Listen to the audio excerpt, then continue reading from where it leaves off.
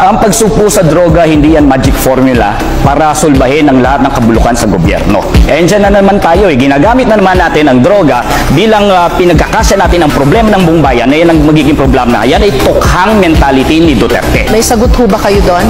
Kinakailangan malinaw sa atin. Bakit ang mga security guard bago ma-hire sa trabaho kinakailangan sumailalim sa drug testing?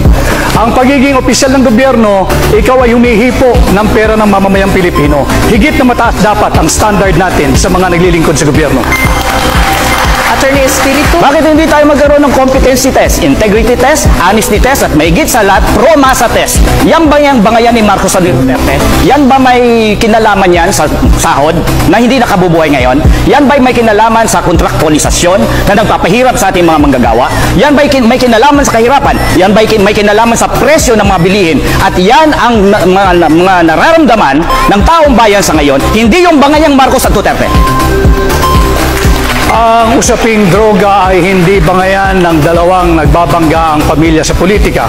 Ito ay tunay na nangyayari at nagaganap sa ating bansa. Kaya ako ay naninindigan na dapat sumailalim ang lahat ng opisyal ng pamahalaan at simulan natin sa tanggapan ng Pangulo. Maraming salamat po kay Attorney Rodriguez and kay Attorney Espiritu.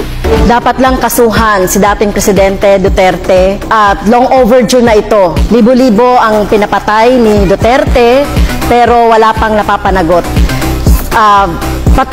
Sinasabi natin dito na dapat ay yung kaso na ito ay matagal na, pati na rin siguro.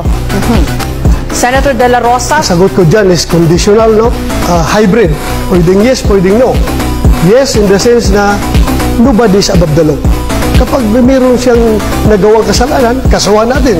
Pero kung wala naman siyang nagawang kasalanan, huwag mo siyang kasuhan base doon sa kaso ng ibang tao. Because guilt is personal. Huwag po nating ipaangkin kay Pangulong Duterte yung kasalanan ni Ninja Caps.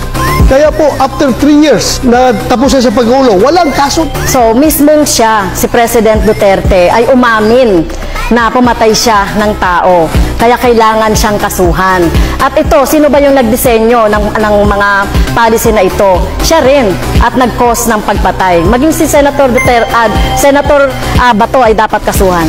Gigil na gigil kang kasuhan si Pangulong Duterte at ako ng mga kaso na hindi mo kami maliling. Kumusta na po yung conviction mo sa kasong child trafficking?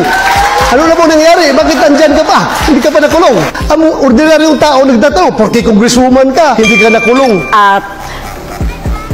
Ang ginawa po natin na pagre-rescue, tama lang po yung ginawa ko na pagre-rescue sa mga teachers, sa mga bata na biktima ng mga harassment, intimidation at threat doon sa sinasabi ni Senator Bato na nakaso. So, kung sino mang mga teachers, gagawin yon. Ano pong rescue na pinagsasabi niya? Na yung mga parents ng mga bata mismo ay galit na galit sa kanya. Bakit ginamit niya ang mga kabataan para sa kanilang kapakanan? Walang rescue nangyari doon. In fact, konbiktado ka sa kaso eh. There was no rescue.